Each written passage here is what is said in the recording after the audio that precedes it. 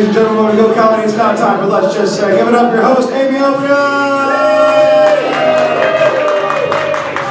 Hi, everyone. Thank you.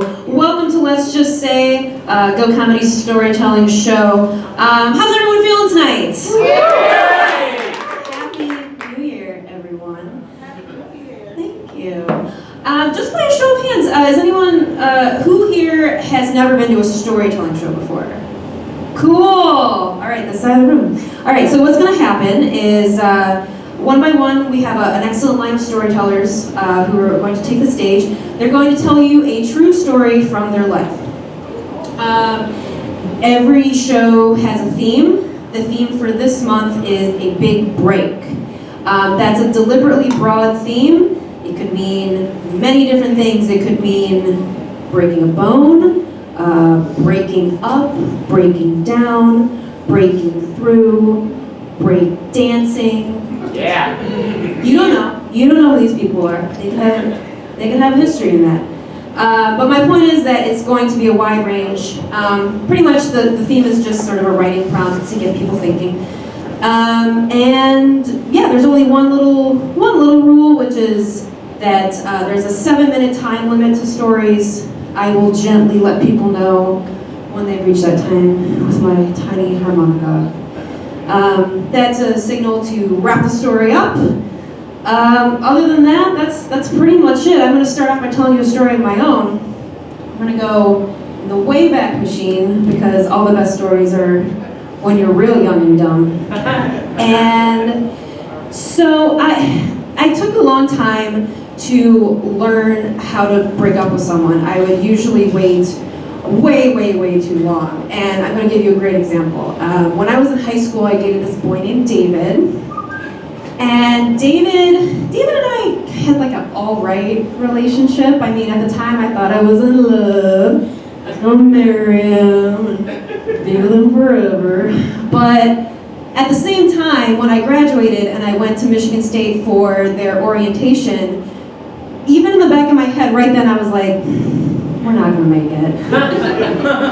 The hour-and-a-half drive between Warren and East Lansing, it's too much to cross. But I didn't listen to that voice. So I started my freshman year in a relationship. So it was like long distance because I was at Michigan State and he was back around here. And it was rough. It was, we fought all the time because we were 18. And we fought all the time when we lived in the same place, and the distance just put more strain on it. But he would come up to visit me sometimes, and we had the same favorite band. And one day, it's a little band by the name of Death Cab for Cutie. Oh my God, what a great response. I planned out this explanation for Death Cab for Cutie because I figured way fewer people were gonna know, so bear with me, just humor me. Okay, so I don't know who knows Death Cab for Cutie, but if you do, you're probably very sensitive. And one of their sample lyrics is, "Your heart is a river that flows from your chest through every organ. Your brain is the dam, and I am the fish who can't reach the core." So that's where their head's at. They're not very intimidating. They're very sweet guys. Actually, true story. Years and years after this story takes place, the lead singer of Death Cab for Cutie married Zooey Deschanel. He was her first husband. Yeah, and even Zooey was like, "Oh, you're a little too cute." and then they got. And then they got, and the tofu spoiled. Okay, and so what a cute thing for us to do. So we buy tickets. They were coming to the MSU Union Ballroom. And wouldn't you know, when David gets there, we get into a rip-roaring fight. And it's the kind of fight, it goes on for a long time. It starts in my dorm room, continues in his car, continues when we get to the MSU Union Ballroom, which means this fight has moved from a private fight to a public fight. And fighting in public is the funniest. It is so funny. Even when I'm the one fighting, I'm everyone is loving this right now. Because you're so, your anger has to trump any want to like keep up appearances, not look like a psycho, and like it's like inconsiderate but also considerate because you're putting on a show, so it's fine. And so we were putting on a show, and we were outside the bathrooms, and it was one of those things where people were just walking by, and I'm like, I probably don't know them, it's fine. And but then the time was running out. I was like, we gotta get to the stage, and we managed to get it together. We like had a little kind of like truce, and the show started, and Death Cab was great. They played like the popular songs and the less popular songs, and it was just perfect. And about 3/4 of the way through, their guitar player, whose name I used to know, and I don't, and I should have looked it up, but he comes to the mic and he's starting to introduce a song. He's like, so there was this couple fighting by the bathroom. I don't know if they're here right now. We like hope they worked it out. We were like really close to the stage, and we were like, we totally worked it out.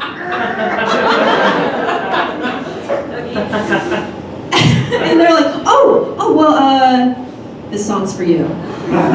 And they start playing this song that I'd actually never heard before, but it's a Death Cab song, and it's called Why You Want to Live Here, which the lyrics of the song, it's basically like he's talking to like a friend or a girlfriend, and he's talking about LA, and the song is like, I don't know why you want to live here, this place is disgusting, this place has jet fuel, stench, and garbage everywhere.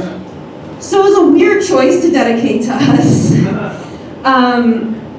But it was really awesome. I mean, this was truly my favorite band at that point. I mean, like my Live Journal username was like based off of it, so it was a big deal. And it even like kind of patched things up between me and David for a time, like I think for a couple days, but eventually the glow wore off, which is why we broke up 1 short year later. Because I'm bad at breaking up with people. But I wish we would have broke up that day, because really we just had like a year-long breakup after that. But I took it as a lesson, and that is, if your favorite band dedicates a song about being disgusted to you and your boyfriend, break up. That's my story. All right, let's get to our first storyteller of the night. He is a stand-up comic. He hosts a open mic at the Loving Touch. The next one is January 15th. You can also check him out at Planet Ant on Thursday nights for Thursday Night Live. Please welcome Mike Boone. Thank you so much. Sorry, my pants are weird. I'm very excited to be here. How's everyone doing? Good, great. I'm gonna start off. I wanted to be an adult for a long time. I had for a very, very long time. Even when I was a child, I make believe I'd always be like, I'm 23 years old, I'm an adult man. Which I later learned is not what an adult man. You're not an adult at 23. And a professor once told me that at 25 is when you stop changing, and that's just your personality forever. Thank God that didn't happen.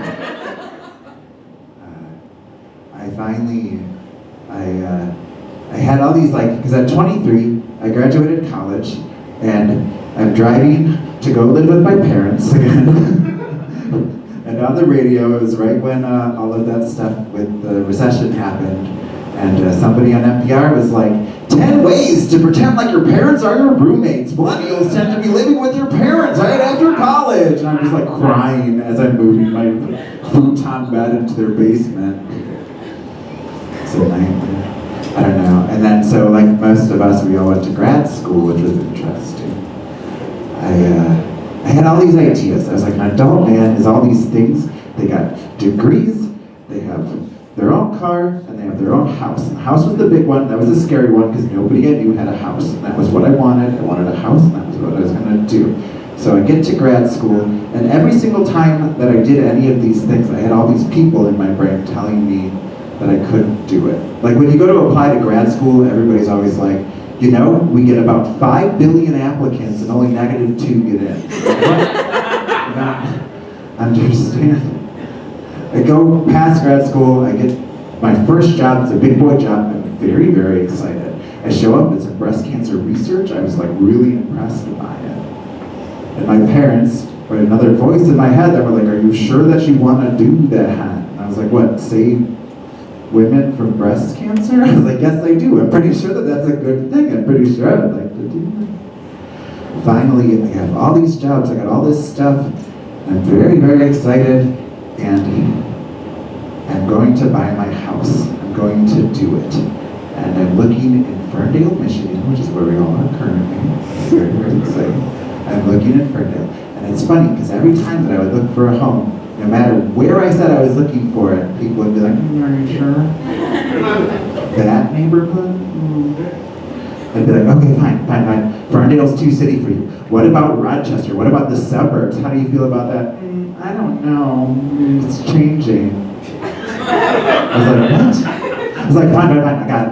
The moon. What about the moon? They're like, it's got a dark side. I hear that it changes the tides. Oh, there's a man that eats cheese. That's kind of weird. I'm like, what? I don't understand. It's all these negative things in my head, but I'm like, no. I'm an adult man. I'm gonna buy it. So I go and buy this house. I got this job, this science job, which is great. I don't know if you guys know any scientists, but they're interesting, I guess. So they always say, every time I explain what I do, they're always like, oh, interesting. I'm like, you guys didn't understand any of that. I was like, I don't understand it, so how could you? That's crazy, I have degrees. So I get my house, I'm very, very excited. Like most people who are millennials, I painted it all gray. It's my first week, my whole house is gray, all my furniture is gray. I'm very, very excited for my gray ass house, like super stoked about it. I get to work. After just finishing my house, I bought all my furniture. On a weekend, to home ownership, to the adult man that I always thought I would be, and I get called to HR, and I get told that my anxiety is contagious and that I might be ruining the company. And I get laid off, which is very, very exciting.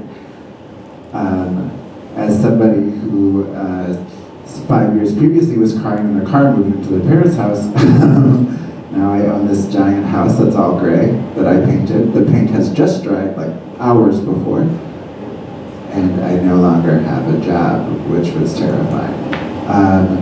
So that wasn't exactly the adulthood that I was hoping for. And of course, when you don't have a job, you also get a bunch of voices in your head like you've gotten all of it previously. My mom liked to call me every day and bring up the fact that people can get HPV in the throat. I think that she would ask me about job hunting, but I think that she was just concerned what I was doing with all my free time.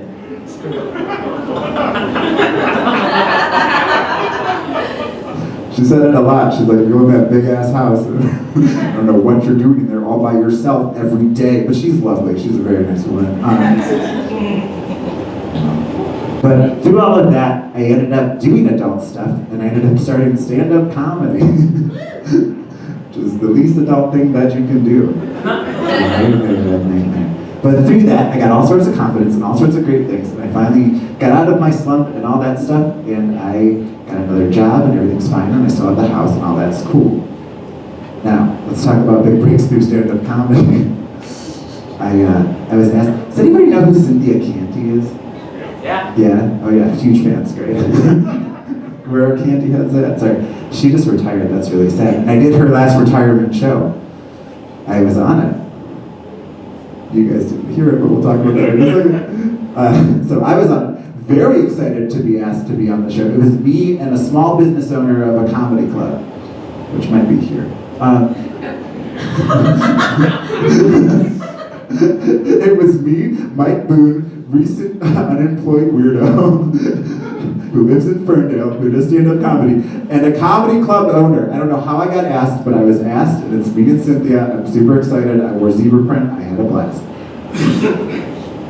I go up and do my comedy set in front of a bunch of nice folks. They're all in like their late hundreds. Very, very sweet. And I thought it went well. I did all my best material about Ira Glass and Bernie Sanders, and I thought it went great. I made a joke about a funeral because Cynthia was retiring, so I thought that was cute, but it wasn't cute. I made a mistake. Didn't go over well. But anyway, I got this big thing, and I'm very, very excited. And everybody at the radio keeps telling me, this is Cynthia's last show. It's going to be on the entire month of December. It's going to be huge. We have 50,000 listeners. It's going to be great. And then Trump got impeached, and my episode never aired. The worst part about it was that I stayed too long to get a picture with Cynthia, and I like how my mom called me to talk to me about HPV. For some reason, older adult men around my dad's age like to give me advice. So I was standing there, and they all kept coming up to me, and they were like, "Hey, you're funny. I don't care what anybody says."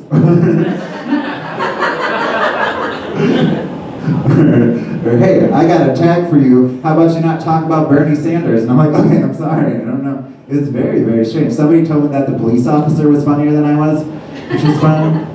He did a segment about how you shouldn't drive in the left lane. That's his lane. You shouldn't do that. I just felt like he was talking down to me. But yeah, the episode never aired. So that's my big break in comedy. Thank you guys very, very much. Go for Mike Boone. All right, our next storyteller, she is a member of the resident cast here at Go Comedy. She's one of my heroes. Carrie Sue Murphy! Hi. It's my first time, oh my god. So I was an emo teen, much like Amy it sounds like. Much like maybe some of you here. The music, yeah. Music. Writing lyrics on my Converse. Wearing a tie. And kind of goes along with the culture. I was pretty into self-harm, which I tried really hard to stop, and I was having a hard time with that. But then one day I'm in English class, and this really cute boy on the soccer team was like, we were talking about music.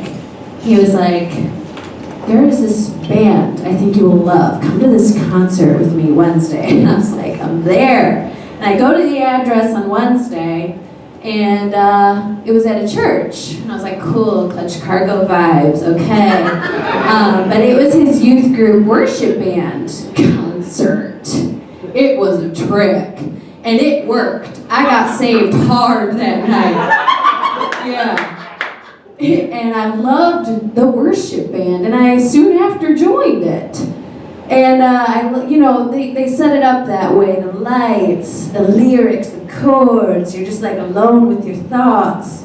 And I got balls deeply religious real fast. I was wearing the merch, and I'm not talking Urban Outfitters, Jesus is my homeboy. I'm talking this dude from my church, home printed, Jesus more than just my homeboy, with like a grotesque picture of Christ on the cross. Amen. Amen. And I wore that to my high school, but I honestly respect that dude from my church's hustle to this day, because I think I paid $25 for it. But yeah, I was really into it because I stopped wanting to hurt myself. And so to me, my teenage mind, it was a miracle. It was, God was real because of that. So, I'm even dating a guy named Christian now.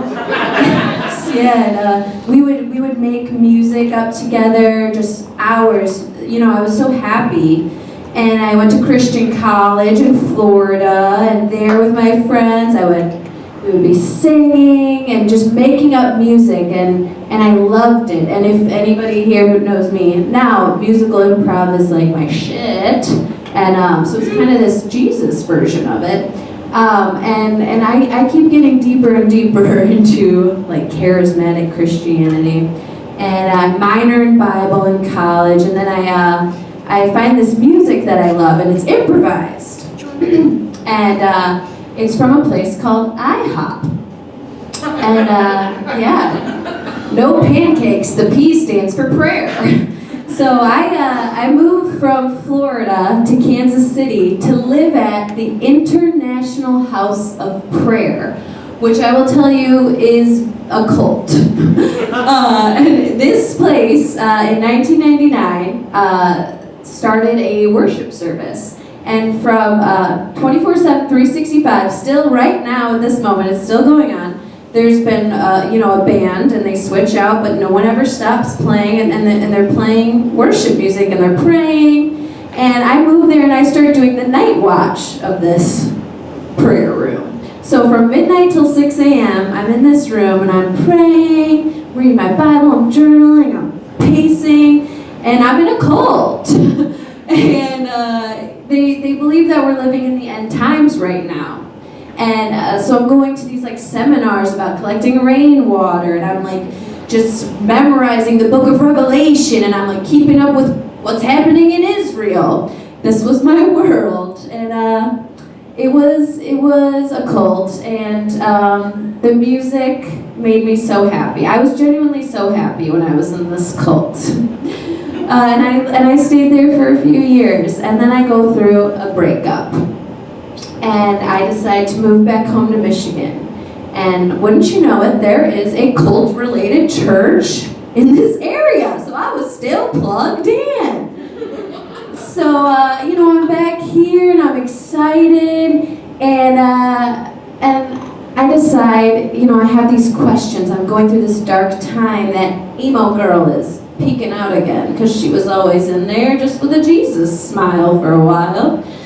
But I'm going through a hard time, and I start questioning things. Like, one thing I was never on board with Christianity, I did the whole thing. I spoke in tongues, I prayed for the sick. In public, I would go up to people and be like, God loves you, and I would try to, send them love, and I was so into it. But one thing I could never get behind, sorry, this is getting weird. Hello, good? Okay. Was hating or, thinking homosexuality was a sin. I grew up in theater. It was just, it just wasn't wrong to me. I couldn't understand. I minored in Bible. I didn't see it there in the scripture. So I meet with my new pastors, and I'm telling them this, and I'm showing them what I think, and they just don't really have a good attitude or have any answers for me on it. And, they really shut me down, and it spiraled me, and I all of a sudden unraveled, and I don't believe in God at all anymore. And it was scary as hell. I had all my comforts. I had given my whole life to this, my whole adult life so far. And it was very scary, and I felt very ashamed for a long time, like, I wasted these years of my life. I was so naive,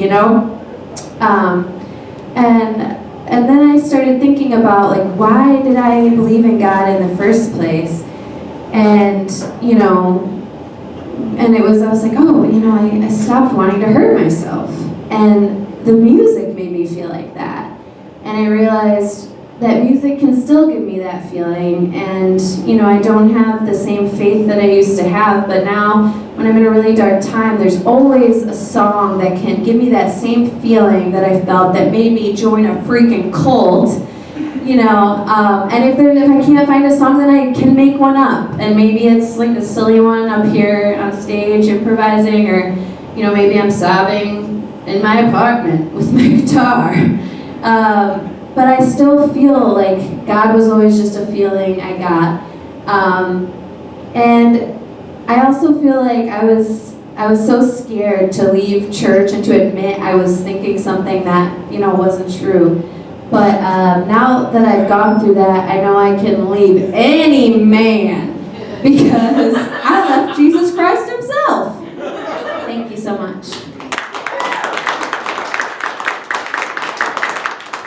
Keep it on, Carrie.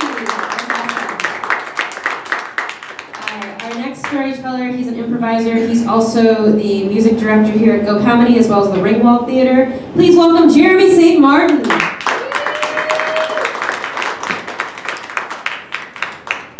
Thank you so much. This story is dedicated to my high school best friend, Yvonne. If by chance you were here for True Colors a couple years ago, I told the story about Yvonne. Yvonne passed away, unfortunately, very tragically. And this Wednesday is the 6th anniversary of her passing. So this is for her. And this is about Christmas break. Christmas break when we were in high school, and the really stupid shit that 14-year-olds get into at that age. So we were outside, and at her folks' house. Behind her house was an alley, and there was a fence. And the fence actually separated what was an elementary school. So it was me and her boyfriend, and up against this fence is a discarded Christmas tree. This is like December 28th, something of that nature. And for no good reason, or for no reason whatsoever, she and I have lighters, and her boyfriend at the time has a bottle of Pump Aquanet. And so here is this massive Christmas tree, and here we are in the dead of winter, taking turns lighting needles on fire on this Christmas tree. And of course, like a needle would, light up and just combust right away. And we felt that that was not enough to satiate us for our need for excitement. And so Jason, her boyfriend, took the bottle of Pump Aquanet as she and I lit lighters to these dry needles. He would pump them, and a bigger flame would happen, but there was still combustion. And then he pumped all over the place, and the tree began to go up in flames. So I ran away, joking, thinking, this is just gonna go out again, not a big deal. And now panic begins to set in. And I'm yelling, throw snow on it, throw snow on it, as if that's going to do something, and it did not. And now we are dealing with a genuine conflagration of a 6.5-foot tall Christmas tree. So what do we do next? We run in the house. And we go downstairs, and there's a laundry tub downstairs. And I don't know if you remember 2 liters when they used to have the black plastic cover on the bottom. For some reason, she cut, or not she, but her family would cut these 2 liters in half and save that bottom portion for some reason. So the 2 of them fill up in the laundry tub one of these makeshift buckets, and they hand it to me, and they tell me to go outside and throw water on this gigantic blaze of a Christmas tree. Now, I am not the athletic one out of any of them, and they're entrusting me with a bucket of water to put out a minor disaster. So I go outside and put a pin in this. I say, Lord and Lady bless me, that I may hit this Christmas tree with one throw. Also, little fact, the fence on which it was propped is wooden. So I run out, and I throw, and I hit the tree with the water, and of course it sizzles and crackles and pops and, eventually gets out. And for some inexplicable reason, as if it's going to help, Yvonne and Jason walk out, and Jason immediately says, "Yeah, I hope those goddamn kids ran away," in his 15-year-old puberty-laden voice, as if he's going to be some sort of old neighbor that, caught these 3 kids doing something incredibly stupid. So that was the start of it. Now Jason goes home, and Yvonne and I return to her basement. Now her basement's rather large, and it's finished. There's a TV, entertainment system, giant area where we would play games. And off to the side, there's a part that's sectioned off for her older brother, and it's his bedroom. Now we loved to go into his bedroom because he had all what we thought was the cool shit, which was D&D books, comic books, Renaissance stuff, and he had an incense burner. Now since we were 14, Yvonne and I established that we were wicked, because that's what you do. And so in our wickedism, we set aside money from our birthdays and invested in these charcoal discs. And the idea with these charcoal discs is there's a little bit of an indent within each of these. You light the disc on fire, you put essential oils and herbs in them, and it creates kind of a makeshift incense, okay? So we have these discs, and we decide, well, bless us, Lord and Lady, because we did not set an entire school on fire this evening. Let's offer it up in praise. And so we light the charcoal disc. Her brother has a collection of essential oils. We choose sandalwood because supposedly that's purified. Now, when you put essential oils on a disc, on a charcoal disc like that, generally it's not going to create a flame. You know what does create a flame? Perfume. We had managed to say, so mote it be, some sort of prayer, douse this flaming charcoal briquette with perfume. So now, the briquette is on fire, the incense burner is on fire, the bottle is on fire, and my thumb is on fire. And so in a moment of blind panic, we're of course once again trying to shake everything out, blow everything out, not burn all of these books up. And it was then that we learned our lesson. It took 2 times to destroy property potentially for us to say, let's not play with fire anymore. And of course we would do something other stupid shit later, but and as dangerous and awful as it was still one of the most fun nights of my life, and I'll never forget it, and I will never forget her. So that is my big Christmas break. Thank you. Jeremy? I like the theme. I don't think anyone... Carrie, how old were you in your story? 16 to 23. Okay, yeah, we're in like low 20s and teens so far in all these stories. I mean, maybe it'll change, but... yeah, okay, it's about to change. Our next storyteller, she's a writer. She has a memoir published called Butter Babe. She also has had work published in The Atlantic and Salon. Please welcome Rebecca Golden.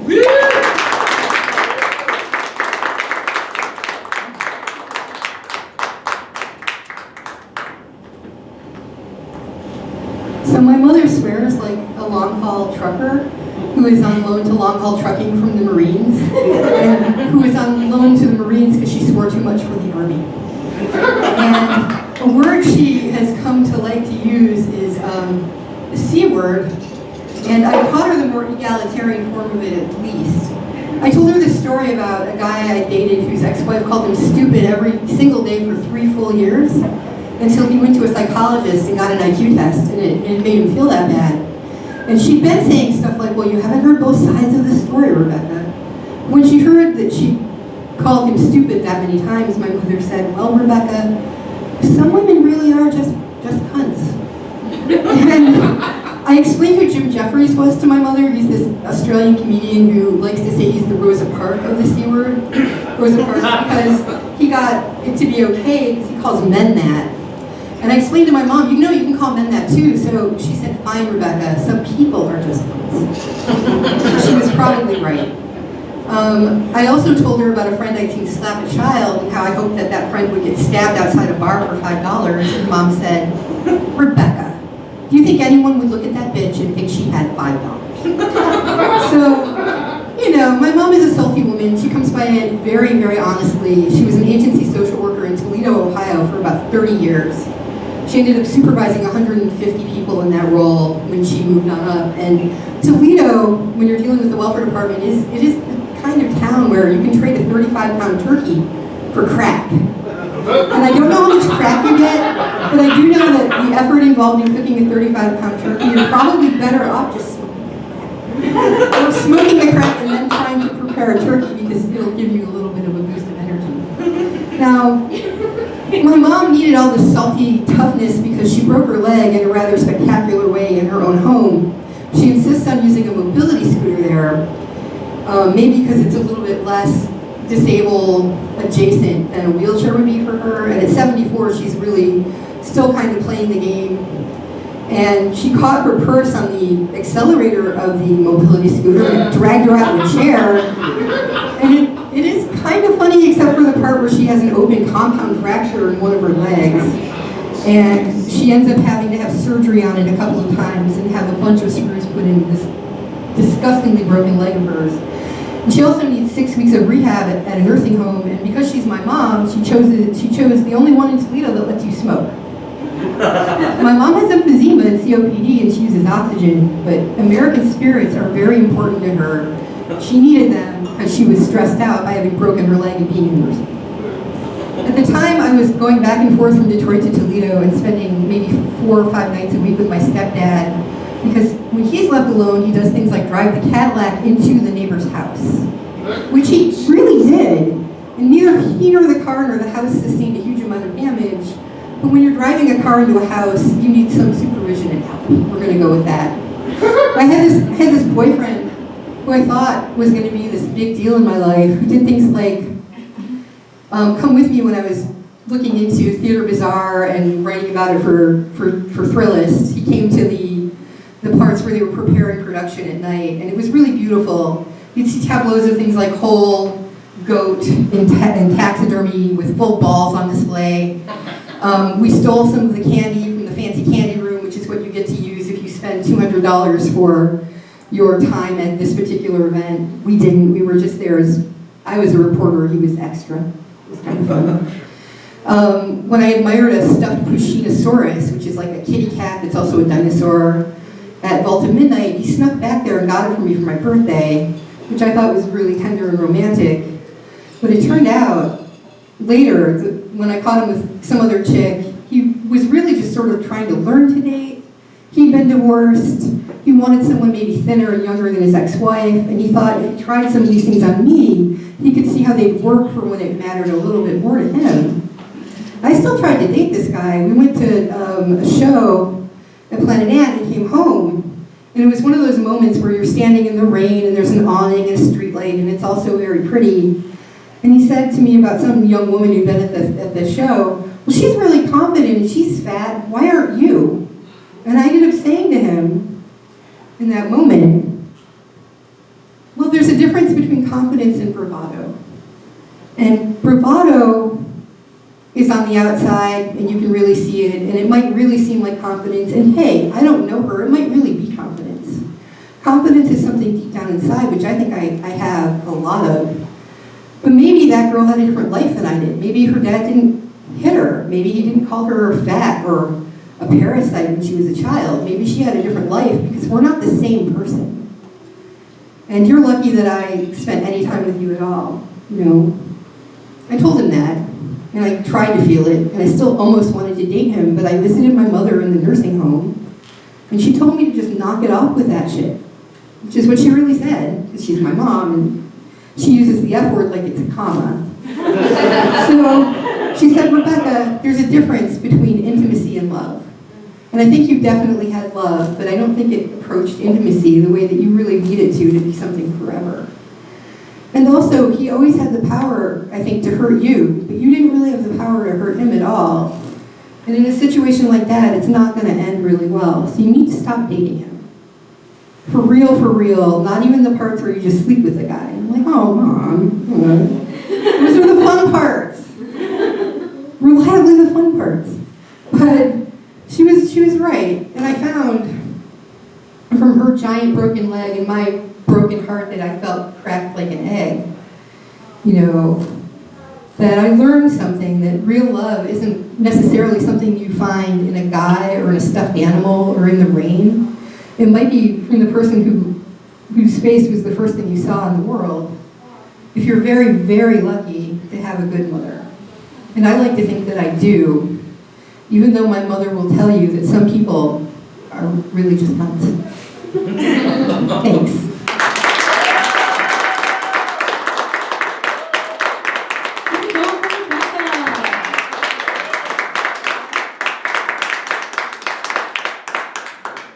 Storyteller. He is an actor, frequent performer here at Go Comedy. Please welcome Dan Cantor.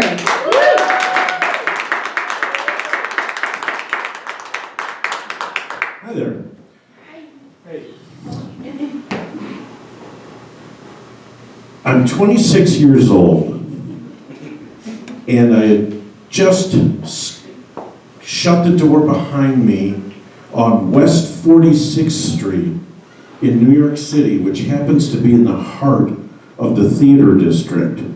Broadway theaters with the Broadway shows that audiences come from around the world to go see. I walked into this door off West 46th Street and went up the stairs hoping my life was going to change. I went to New York straight out of college, and I worked real hard, and I'd been there for about 4.5 years. I'd gotten to work on some really interesting shows with some pretty cool people, but I went to New York not to be on stage. I wanted to, like so many people in New York, as well as Los Angeles, I wanted to direct. So I wasn't focusing on being on stage. So I was a stage manager for a while. I stage managed some shows at major off-Broadway theater companies. And one of the guys I assisted went into being a casting director, Jason.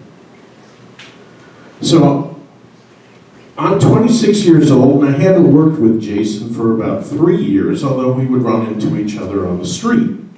Jason calls and says, "Do you sing?" And I answered, "Well, in the shower." And he said, no, "Do you sing?" And I said, "Well, you know, I was in the choir in high school, and I did a couple musicals, and during college I would sing here and there." He said, "Oh, that's great, that's perfect." He was casting the replacement cast of the Broadway musical that had just won the Tony Award. And that year, again, I'm a little older than some of you here, but Broadway hits of that time were the original production of Cats, the original production of Phantom of the Opera, and they were some of the old revivals of like King and I. So Broadway at that time was at a transition from what used to be into what was coming. This show, Jason tells me, "You know, it is such a hit. I know you'll be great. Can you please come down? We're holding auditions. There's a part I know that you're good for." Hey, Jason, you've never seen me act. "Oh, I just know you're gonna nail it. Prepare a song." Now, not a Broadway song, not a ballad. This song's music is all sort of folk songs, or the writer was out of Nashville. And so he says, "Look, I know," I say, "I don't know country stuff." He says, "Prepare a folk song. Just come down, you'll sing a folk song. We're gonna love you. You're gonna get this." And I'm like, "Okay." So the audition was 3 days away, and I'm like, I don't have a headshot. I don't have a performing resume. I haven't sung in public in 7 years. What the hell? So I go out, and this is before you had computers where you could just pull up or go through a music library and you get your sheet music. No, I had to go to a bookstore. I had to buy a book of music and pick a song that, God, what am I going to sing? Oh, I know, this is just the right folk song. I've known it for years. I'm going to use this one. So, on my own, I practiced this song. I practiced looking confident in front of people. I am going to nail this audition. Now, I had worked with some incredible talented actors and actresses at this point. I had been around people that taught this stuff. Did I think to ask anybody to maybe coach me before this audition? I was going to nail it on my own. So, 3 days go by, and it's time. There I am. I walk in off of West 46th Street, and I'm going up these stairs to what is a rehearsal studio that has lots of different rehearsal rooms, and that's where they're going to hold the auditions. Shows like Chorus Line are rehearsing their tours down the hall. You can hear them. You go into the back, and there's a dramatic play that's going to be opening on Broadway from a British playwright. I walk up the step, go into the room, get guided in, and I'm sitting on folding chairs, and I'm surprised there's nobody else 26 years old. They're kind of older guys, because I figure, they're casting for some of the other parts too. This show happened to have some folks that would go on and win medal statues for movies and plays. One of the guys, again, we're not going to get into name dropping, but John Goodman from The Big Lebowski and Roseanne was one of the players there. So they were auditioning guys that were going to maybe take his role or understudy him. And so there's big guys. And I have my song in my head. I am ready to go. And I'm hearing these guys get up, called in individually. Oh my God, they know what they're doing. It was incredible. They were so fun. These guys could sing. I knew this was my shot. I am gonna make it. I can sing. 3 guys later, they say, Dan, come on in. I walk in, and not only is my friend Jason on the other side of the casting table, but so is the award-winning director, the musical director, the choreographer. We're not talking about assistants here. We're talking about the guys who've won awards and make lots of money. And they say, hello. Hi, they're very casual. The accompanist at the piano, as I hand, he says, do you have your music? I said, yeah. What are you going to sing? And I show him. He said, well, what key would you like it in?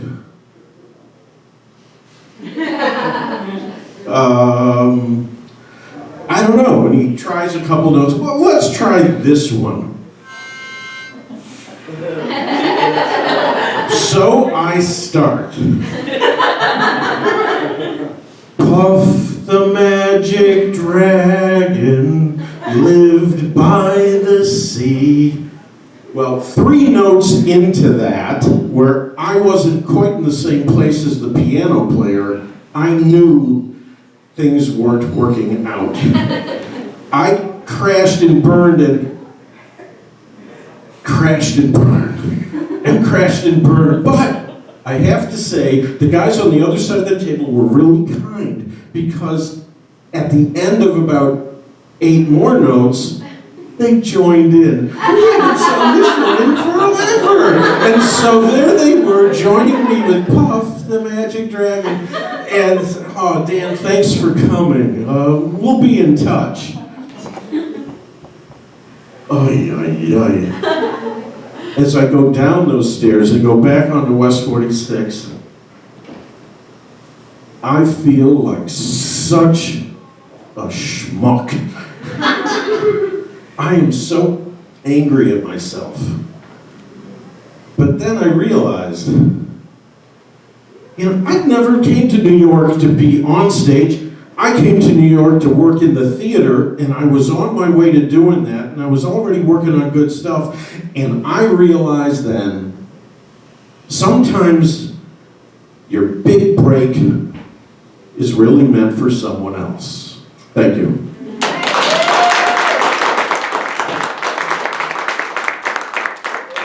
Keep it going for Dan. You're not a schmuck. Our next storyteller goes by just his first name because I can't pronounce his last name. You can catch him on his YouTube channel, Hot Talent Buffet. Please welcome Sal. Hey, she said Sal, that's me. All right, so let me preface the story first by saying I'm not crazy, nor am I on drugs. Though what I'm going to say sounds completely batshit insane. as an adolescent, I was obsessed with the Brendan Fraser film Bedazzled. The story of a man who, and I find this very triggering to say, the story of a man who sells his soul. Ooh, you know, as a kid, I was obsessed with this concept of one selling their soul to the devil, right? For instance, I'd be walking down the street, right? And let's say I was thirsty, you know, let's say I was feeling particularly parched. I would think to myself, what if I sold my soul for a glass of water? And then I immediately hit my hand and I'd say, no, don't think that's bad, right? And then one time I was on a boat and we were listening to the radio, and I remember thinking, I'd really like to hear the song You Ain't Seen Nothing Yet by Bachman Turner Overdrive, right? And I remember thinking, what if I sold my soul to hear the song You Ain't Seen Nothing Yet by Bachman Turner Overdrive, right? And then, motherfucker, like less than 5 minutes later, guess what song comes on the radio? Yeah, You Ain't Seen Nothing Yet by Bachman Turner Overdrive. I mean, this was incredibly disturbing to me as a young man. I went home and I just cried for hours, you know? I cried, and then I prayed for another hours, and I did that for another couple days, you know? And then a couple days turned into a couple weeks, and then what happened? I was just obsessed with this idea that I may have inadvertently sold my soul to the devil, you know? And I started developing like all these really weird rituals, you know, where I'd be like flicking light switches, and I'd be tapping doorknobs, and I'd be doing like all these very strange things, you know. I'd go up to a doorknob and I'd just like rub it like real nice, when you like flick a light switch a certain number of times, you know, and relieve like all this sort of anxiety you have about like the fate of your soul, you know.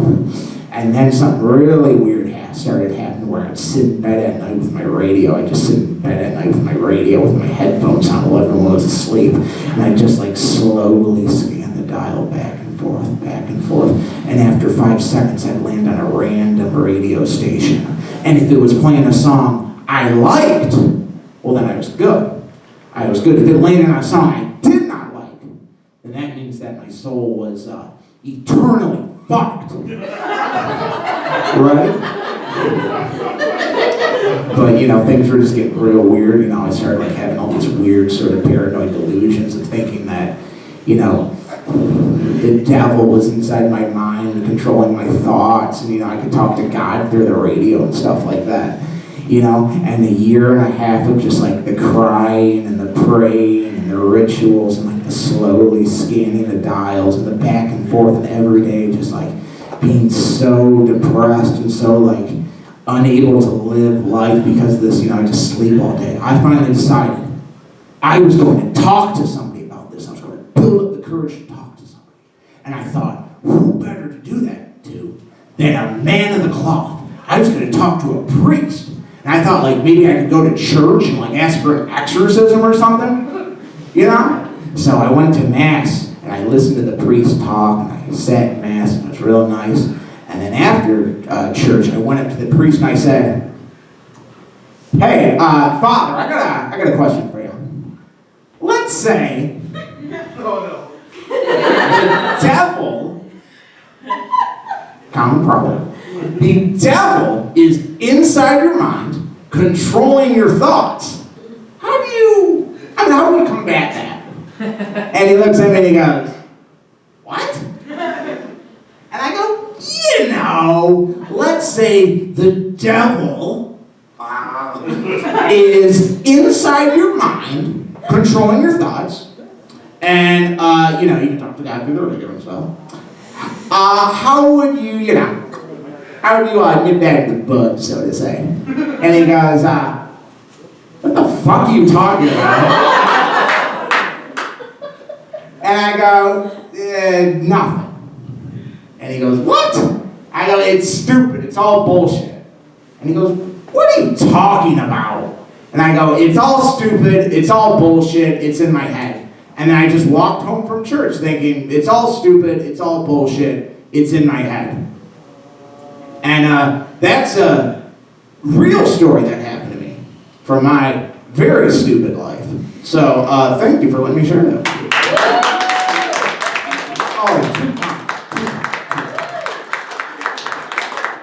Keep it going for Sal. All right, our next storyteller. If you RSVP to this event on Facebook, she is the picture with the event, so I call her the let's just say Gerber baby. Please welcome Zhenya Gazman.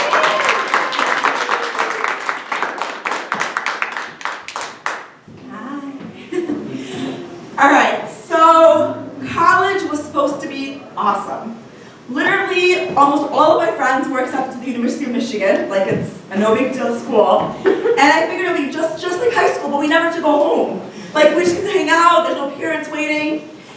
Well, Michigan starts with a bang.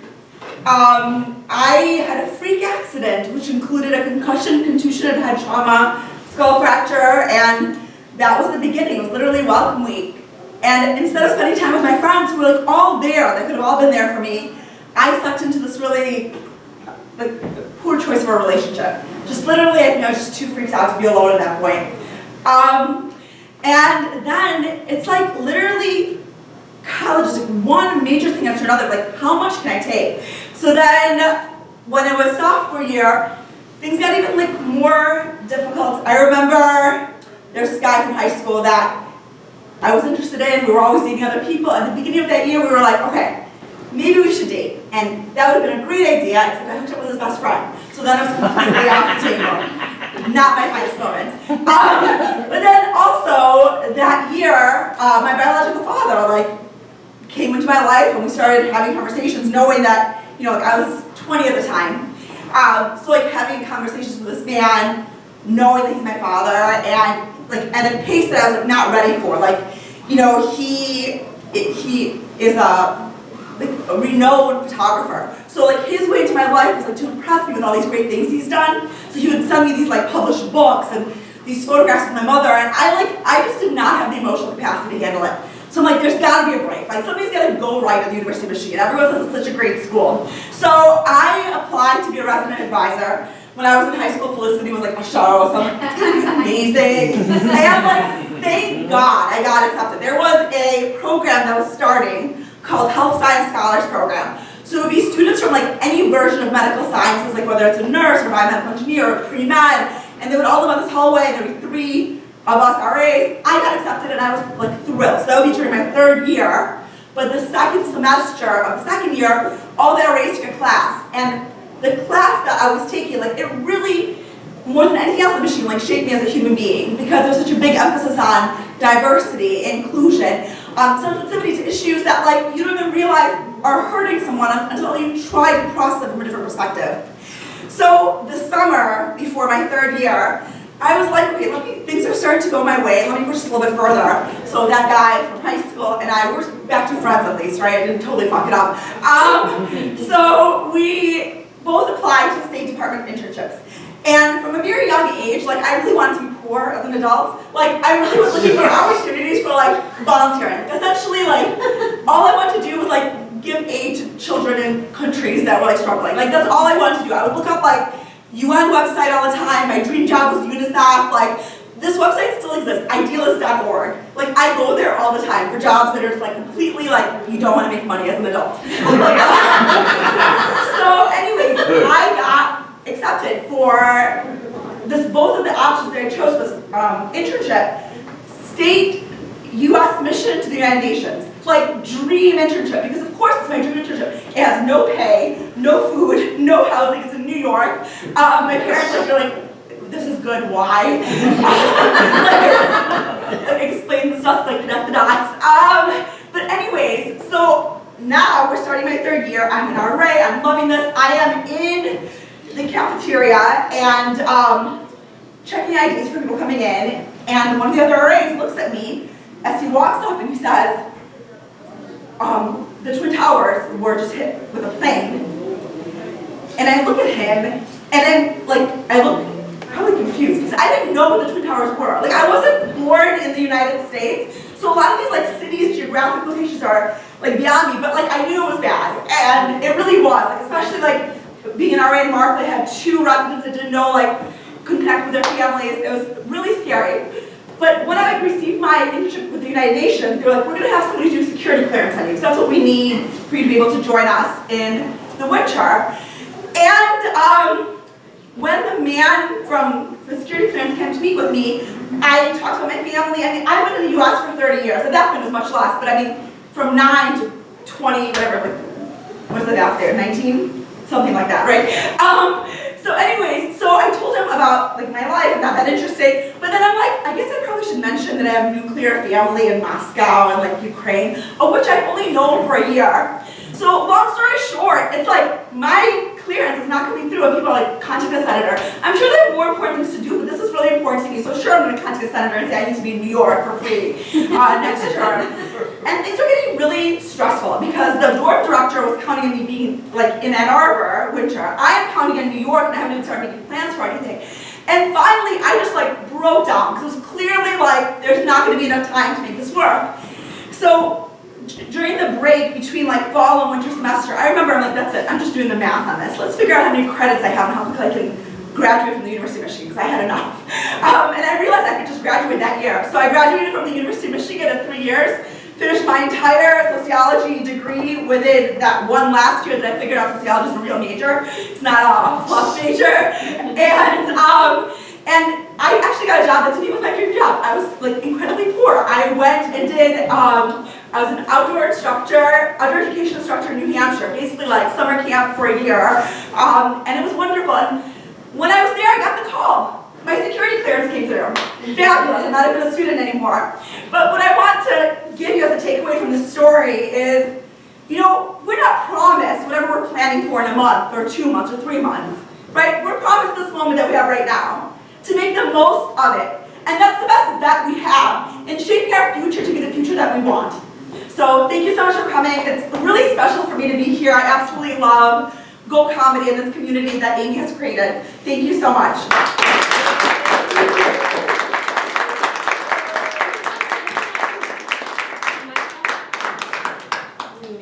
Hello, I'm back.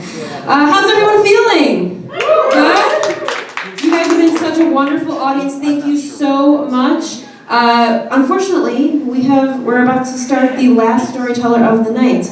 But there's more shows in the future. Currently, Let's Just Say is a monthly show every second Tuesday. That's at least for the next few months.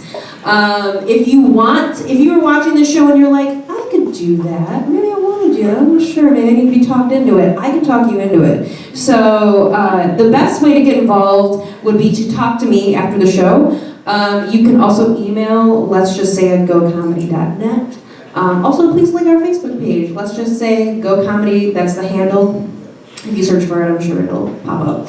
So that's our next show is going to be February 13th, and the theme for that show is exposed. So just put that in the back of your mind. See if you have anything to talk about. I'd love to talk to you after the show. But without further ado, let's get to our last storyteller.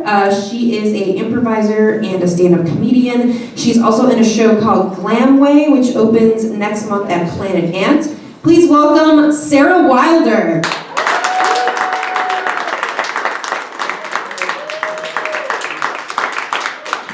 So, I am a professional performer.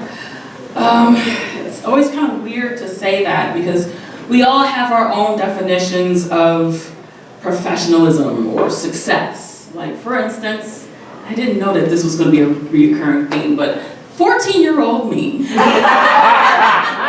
thought that success was going to be some casting agent in freshman year. You know, you're one of the children from The King and I all the way in the far back. Like, you're it girl. Here's some tickets, let's go to LA. And then you find yourself becoming some cutesy, quirky girl next door in a TGIF sitcom. That doesn't kiss Stefan or Carell, you know, that was not gonna happen. But yeah, we all have our own ideas, our own perceptions.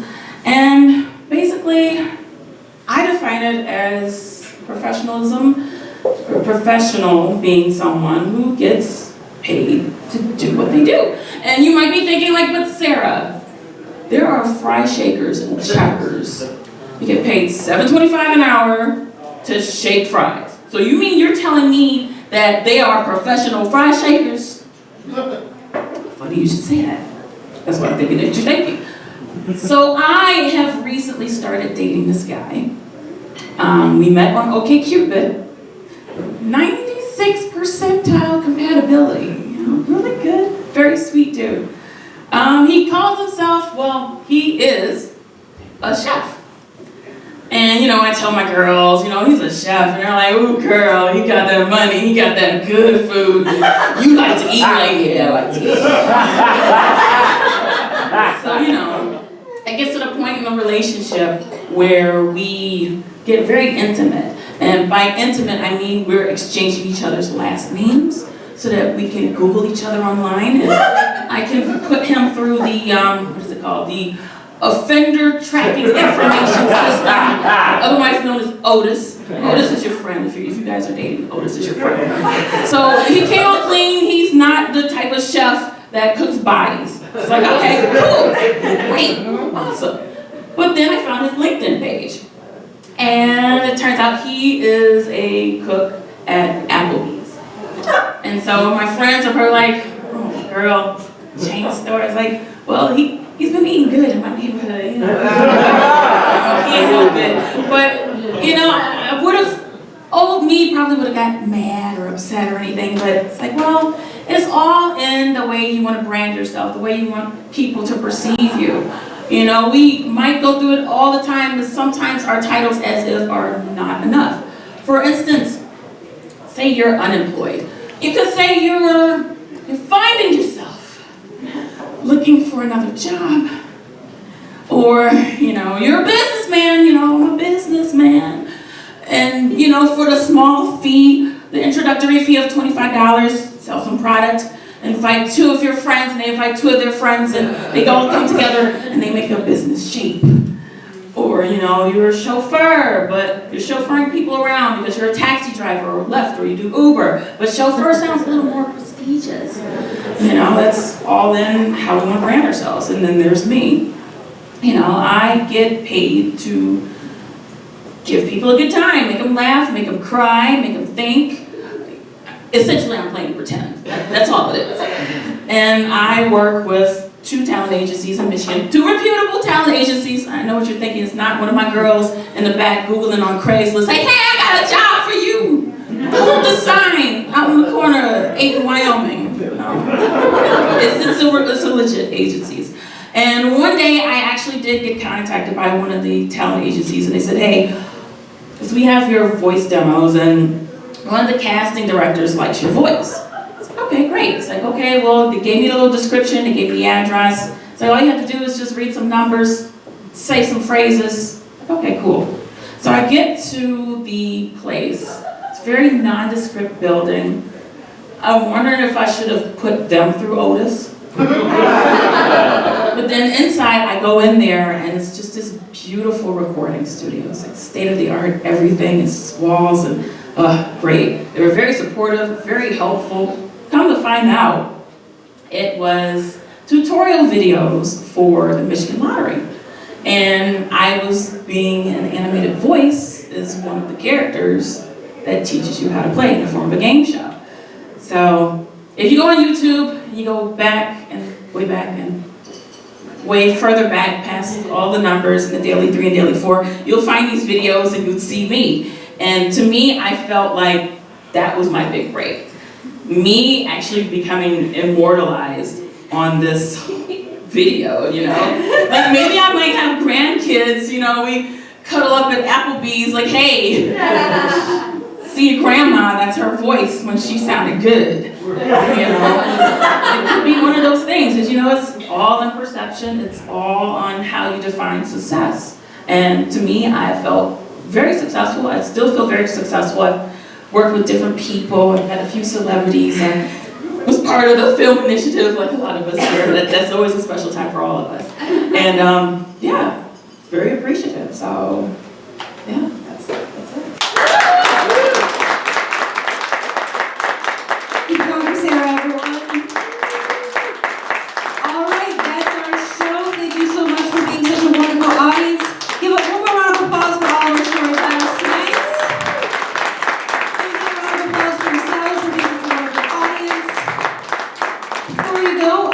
there is another show after this. If the idea of improvised conspiracy theories appeals to you, we have $5 stayover tickets, so check the box office. If you're heading out, be safe and have a great night.